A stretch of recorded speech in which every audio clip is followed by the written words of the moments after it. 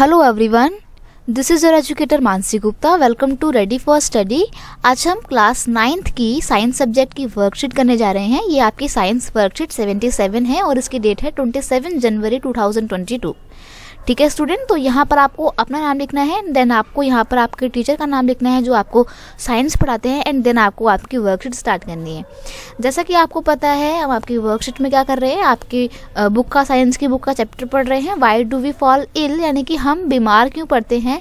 तो इसी चैप्टर को आज हम एक और बार आगे कंटिन्यू करते हुए पढ़ेंगे, प्रिंसिपल ऑफ द ट्रीटमेंट। देखो अभी तक हमने डिजीज़ के बारे में पढ़ चुके हैं, अब हम बात करेंगे ट्रीटमेंट की, यानी कि अगर हम बीमार हो गए हैं तो हम कैसे ठीक होंगे। ठीक है, तो देखो जिज्ञासा दीदी ज्ञान से बात करती हैं।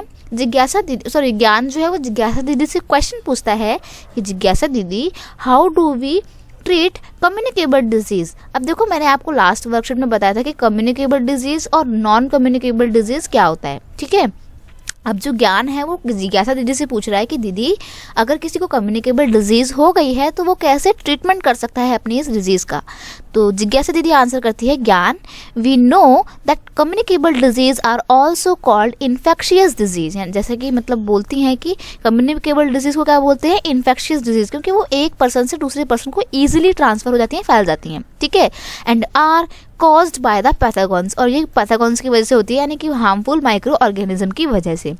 Whenever a person get infected by these diseases, his body responds by showing related signs and symptoms। और जब भी कोई पर्सन बीमार होता है, इन्फेक्शन होता है, तो उसको जो है किसी एक बॉडी के किसी एक पार्ट में जो है वो इन्फेक्शन दिखने लग जाता है, सिम्टम्स दिखने लग जाते हैं, like the fever, swelling, pain, etc.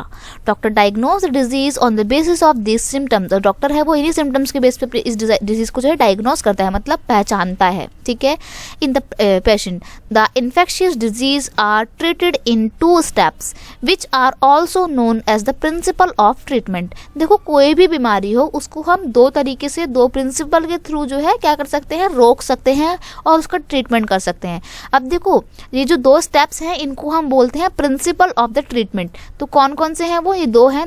To reduce the affect of the disease, यानी कि जो भी बीमारी हो रही है उसके होने वाले इफेक्ट को रोक देना, और दूसरा है cure by killing the pathogens, और जिस माइक्रो ऑर्गेनिज्म की वजह से या जिस पैथोजेन की वजह से हमारे को वो बीमारी हुई है उस पैथोजेन को मार देना। ठीक है, तो देखो क्या इसको थोड़ा डिटेल में हम डिस्कस कर लेते हैं। To reduce the affect of the disease, doctor prescribe some medicine to subside the affect of the disease like the pain, fever, एक एटसेट्रा। एज का मतलब दर्द जो होता रहता है, खुजली टाइप की, उसको बोलते हैं। ठीक है, तो देखो जब हमारे को कोई भी डिजीज का अफेक्ट दिख रहा है तो उसको रिड्यूस करने के लिए डॉक्टर जो है क्या देता है, हमारे को मेडिसिन देता है। तो ऐसी डिजीज, ऐसी कौन कौन सी प्रॉब्लम होती है जो नॉर्मली मेडिसिन लेने के बाद ठीक हो जाती है, पेन हो गया, फीवर हो गया, etcetera. To provide immediate relief to the patient, this is also called the symptomatic relief, यानी कि जहाँ पर आपको लग रहा है कोई प्रॉब्लम है उसको उसी से रिलेटेड आप दवाई खा लो, आप ठीक हो जाओगे, तो उसको बोलते हैं सिम्टोमैटिक डिजीज। जैसे कि मेरे सर में दर्द हो रहा था तो वो एक सिम्टम था कि मैं थोड़ी सी प्रॉब्लम में हूँ, मेरे को सर में दर्द हो रहा है, तो मैंने दवाई खाई और मैं ठीक हो गया, यानी कि सिम्टम क्या था, सर दर्द। तो सिम्टम से होने वाली बीमारी उसको ठीक करने के लिए जो मेडिसिन दी जाती है उसको बोलते हैं symptomatic relief, which means providing relief medicine according to the symptoms, यानी कि वही अपने सिम्टम्स के अकॉर्डिंग मेडिसिन ले लेना और फिर ठीक हो जाना। Beside this bed rest is advise so that the body gets time to recover, और सोने का थोड़ा सा मतलब आपको रेस्ट लेने के लिए बोला जाता है ताकि आपकी बॉडी जो है वो ईजिली रिकवर कर सके। तो अफेक्ट दिखता है, रिड्यूस द अफेक्ट, मतलब कोई भी अगर आपको सिम्टम दिख रहा है, कोई भी अफेक्ट दिख रहा है तो दवाई खा लो, ठीक हो जाएगा। अब हम बात करेंगे अगर हमारे को कोई बीमारी है जिसका कोई ज़्यादा सिम्टम्स नहीं दिख रहा है लेकिन हमारे को उससे फिर भी प्रॉब्लम हो रही, तो क्या करेंगे हम, वो बीमारी का जो जड़ है ना उसको ही मारने का प्रयास करेंगे, उसको ही मारने की कोशिश करेंगे। तो देखो cure the disease bye the killing pathogens, मतलब किलिंग का मतलब होता है मारना और क्योर का मतलब होता है उपचार, यानी कि बीमारी का उपचार करना कैसे, पैथोजेंस को मार के। तो this is the second step of the treatment, ये स्टेप है, सेकंड स्टेप है। पहले तो हम भाई जो सिम्टम है उसको खत्म करते हैं और वो फिर भी बीमारी नहीं जा रही तो हम क्या करेंगे, जिसकी वजह से वो बीमारी हो रही है उस वजह को खोजेंगे और फिर मार देंगे। After confirming the type of pathogen, यानी कि जब हमारे को कन्फर्म हो जाता है कि किस पैथोजेन की वजह से हो रही है और किस चीज़ की कमी की वजह से हो रही है, of the disease based on the medical report, medical report में पता लगता है कि इस पर्टिकुलर प्रॉब्लम इस पर्टिकुलर पैथोजेन की वजह से हो रही है, तो डॉक्टर क्या करते हैं, उस पैथोजेन को मारने की बीमारी देते हैं। ठीक है, category of medicine for this are, अब देखो जैसे आपको कोरोना है, कोरोना किसकी वजह से होता है, कोविड-19 की वजह से होता है, ठीक है। तो सबसे डॉक्टर क्या करता है, डॉक्टर कोशिश करता है कि जो कोरोना का जो वायरस है इसको मार दिया जाए। तो इसीलिए डॉक्टर क्या करता है, कोरोना के जो वायरस है उसको उसकी शक्तियों को कम करने के लिए वैक्सीन दी जाती है। वही चीज़ होगी कि हम जो है उसको कोरोना को मार रहे हैं अपनी बॉडी के अंदर ही, ताकि हम ठीक हो जाए। अब देखो कौन कौन सी मेडिसिन दी जाती है, antibiotical medicine are use against the bacterial infection, antiviral medicine use की जाती है वायरल इन्फेक्शन के लिए, anti fungal medicine use against the fungal infection and anti protozoal medicine against protozoa infection, ठीक है। तो मतलब अगेन अलग अलग प्रॉब्लम्स के लिए अलग अलग बीमारी का हम जो है अलग अलग मेडिसिन का जो है हम इस्तेमाल करते हैं, ठीक है। एक और है आपका एथिलमेंटिक डिजीज के लिए use against the parasite worms, जो पैरासाइट की वजह से जो प्रॉब्लम होती है उसके लिए हम इसका इस्तेमाल करते हैं, ठीक है।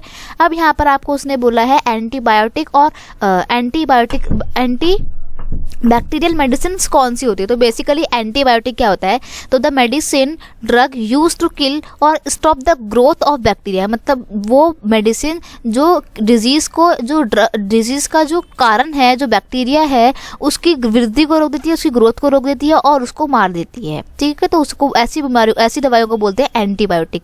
एंटीबायोटिक काम कैसे करते हैं, देखो डिटेल में इसके बारे में क्वेश्चन दिया हुआ तो वहीं पे पढ़ते हैं। पहला क्वेश्चन है what are the 2 ways to treat a disease.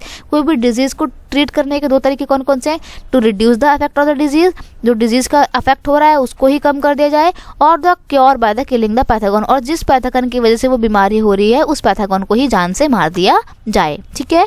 Question number 2 है what are the antibiotics, how do these antibiotic medicine work. तो कैसे काम करती है एंटीबायोटिक और एंटीबायोटिक क्या होती है। तो आंसर देखो इस प्रकार है आपका, antibiotic are the medicine use to fight infections cause by the bacteria, यानी कि बैक्टीरिया की वजह से होने वाले जो इन्फेक्शन होते हैं उसको, उस बैक्टीरिया को रोकने के लिए जो दवाइयाँ दी जाती हैं उसको बोलते हैं एंटीबायोटिक मेडिसिन, ठीक है।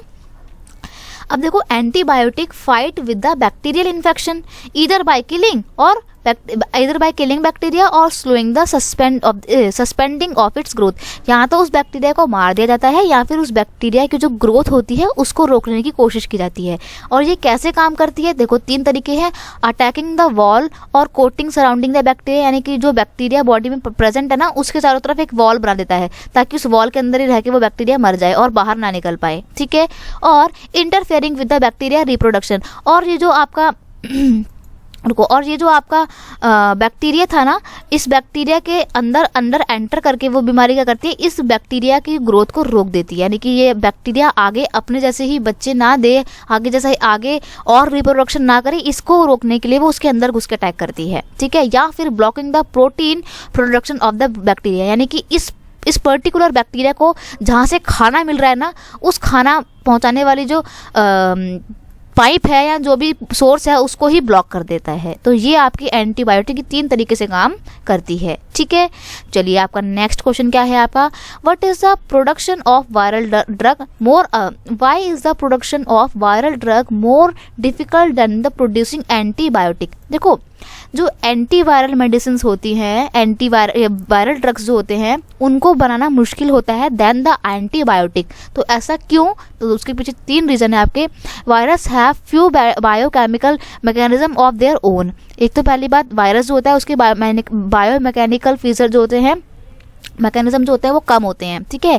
Virus enter our cell and use our machinery for their life process, और जो वायरस होते हैं वो हमारी बॉडी के अंदर घुस के हमारी ही मशीनरी को हमारे खिलाफ जो है इस्तेमाल करते हैं। Despite this limitation we have affect antiviral medicine against deadly virus disease, इसीलिए हम जो है लिमिट करते हैं एंटीवायरल को, ठीक है। चलो अगला है आपका question number 4, what are the infectious disease. Infectious disease क्या होती हैं, तो वही जो बहुत ही ईजिली पैथोगन से एक पर्सन से दूसरे पर्सन को फैल जाती हैं, ठीक है। Infectious disease are the disorder cause by the organism such as bacteria, virus, fungi और पैरासाइट। और कॉमन डिजीज कौन कौन सी होती है इन्फेक्शन वाली? चिकन पॉक्स, जिसको आप लोग नॉर्मल लैंग्वेज में बोलते हो ना माता निकल आई, वो, ठीक है। और कॉमन कोल्ड, वही कफ एंड कोल्ड, तो आपको पता ही है क्या होता है। और एड्स भी मैंने आपको वर्कशीट में बताया था, प्रीवियस वर्कशीट में, कि एड्स क्या होता है, ठीक है। तो बच्चे बस आपकी आज की वर्कशीट इतनी थी। आई होप आपको ये वीडियो अच्छा लगा होगा।